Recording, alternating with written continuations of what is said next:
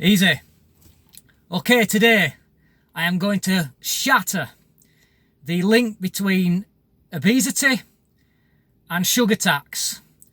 And I'm going to prove to you how that it's bullshit to say that the main cause of obesity is to do with sugar consumption.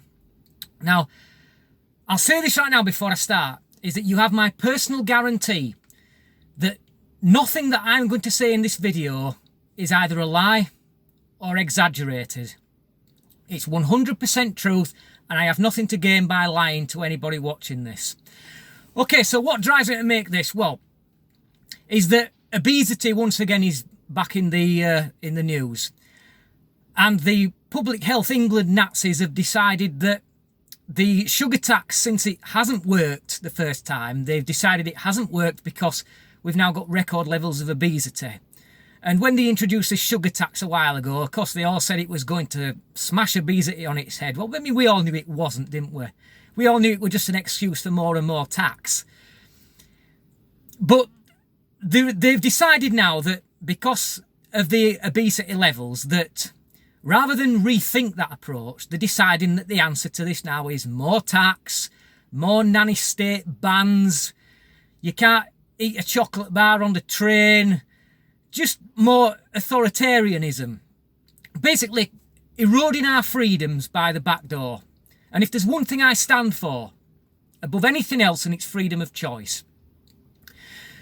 But what they fail to mention, time and again when they're talking about obesity, is the rise of the takeaway. Now, takeaway shops are popping up everywhere, but they don't say or do anything about it. Why is that?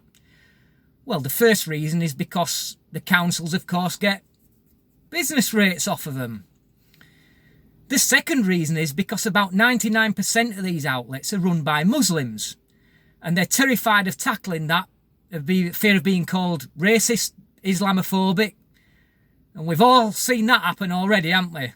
We've all seen how that the authorities have turned the blind eye to such things. Well, that's why they don't want to say anything about that. So, of course, they pick on the easy targets instead of the difficult targets. And the easy targets is you and me. Okay, so I'm going to show you a few exhibits. Exhibit A. Exhibit B. Exhibit C. And Exhibit D, or DD as it is. Now, those chocolate bars that I've just shown you there, I will consume per day on average about half a dozen of those bars. And I say on average, in other words, some days it will be more. I'll show you also what I will eat every supper time because I'm almost addicted to them. Exhibit E. And of course, more importantly, is Exhibit F, which is this, which is a 360 gram bar of dairy milk, which will probably take me about a week to get through. And when I've eaten my lunch at work, which most of the time consists of healthy eating, by the way, I will usually drink something like Exhibit G or Exhibit H. And as you can see, it doesn't say diet on there anywhere. Okay? Now, you may be looking at that and you're thinking, well, I must be a right fat fucker, yeah? Well, no. I'm 5'8", which is about as average as you can get for a Caucasian male, and I weigh 10 stone. Now, on the body mass index chart, there is a zone called a tolerance zone, which means that for my height, I can be between line A and line B and be of normal weight. I'm on the low side of that tolerance zone. If I was bang on average, I would be about 11 stone. For those of you who want that in pounds, well, 10 stone is 140 pounds. 11 stone's about 155, thereabouts, something like that. And you may look at, how do I achieve that? Well, let's get to that later. And you're probably thinking that because of all that sugar that I consume, I've probably got a seriously rotten set of teeth, right? Well, I'm 45 and there ain't a single filling in this mouth. Not one. Now, I consider that to be a pretty damn fine achievement. How many of you watching this can say that? I'm not trying to brag, I'm just stating facts. The other thing is that when I went on a work-related first aid course some years back, one thing that they show you how to do is to take pulses and take heart rates. And I was told that I have a heart rate that is more akin to a professional athlete than a normal human being. The heart rate at rest is usually, for me, about 55 to 60 beats per minute. They were shocked at that, by the way. And of course, so how do I manage to achieve all this? Well, first of all is that I'm very active. I do a lot of exercise. I'm a keen cyclist, and because of where I live, I take my bike out into the country areas, the rural areas like Yorkshire Dales, North Yorkshire, North Pennines, Lake District, you name it. Fortunately, I live quite close to them areas. I take my bike out there and do some serious cycling. Very hard terrain, very hilly roads. But I'll tell you what, it's fun. It's fun really because you get out in the open air and there's no traffic. Well, there is traffic, but not much of it. Certainly, it's not what you would call cycling in a city, which probably isn't very fun at all. So I'm lucky that way. I have my own weight set, which I use. I don't go to a gym. I mean, let's face it, a guy built like me walking into a gym, I'm only going to get a fucking laugh at, aren't I? But I do this all the same. So now, let's look at what I don't do. Well, I don't eat many takeaways, first of all. I eat quite a bit of fruit and veg.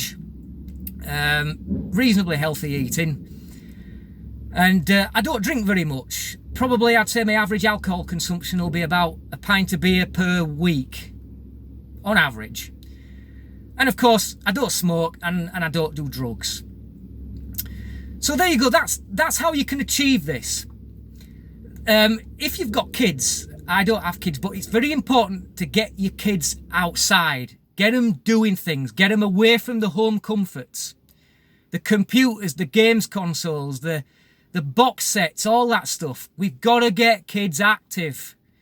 That's what it's about. Now, I understand it from a parent's point of view because it's not very safe out there on the streets these days to let kids roam around. I get that. But we've got to do something to get them active in exercise. You've got to make it so that exercise is no longer exercise for them, that it's pleasure. Get them going to football. I mean, I've never been a football fan, but get them going to football. Get them going to rugby. Get them to play cricket. Get them out on the bikes. Get them out jogging, which is something else I have a bit of trouble doing, by the way, is jogging. But there's a whole range of things that they can do, but it's what they don't do. It's the exercise, the lack of exercise that is the killer. And the takeaways is the killer. So if I can do this, I'm just one person, but if I can manage this, then so can others.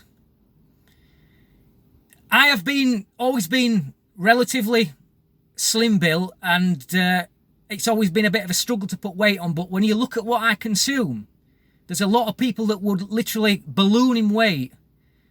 But if I can do it, yeah, we can all at least try to stay slim and not be affected by this nanny state banning of treats. You can give your kids a treat, but you've got to get them working it off.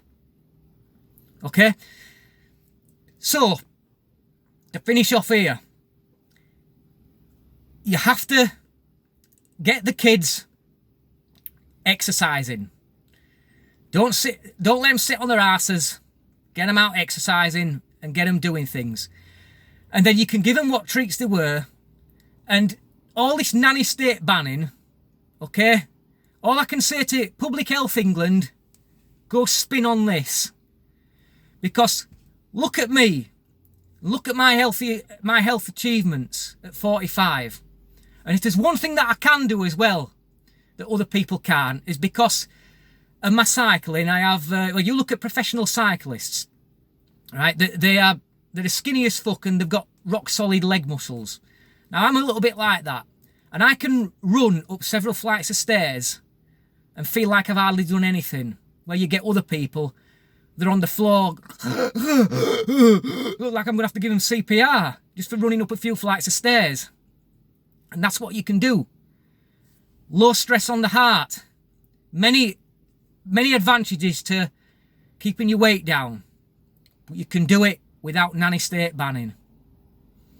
So, I hope I've shed some light on that for you. We have to get those children working. And you, as parents, don't sit on your backsides. I know that working hours can sometimes be difficult and you can't be bothered, but you've got to turn exercise into pleasure. Get out into the country. If you live luckily where I do, get out there. Enjoy it and exercise yourself. And it's something you can do as families as well. Okay. Thanks for watching. I hope that I smashed that theory for you. Till next time. Don't take it easy. Work, pleasure and exercise.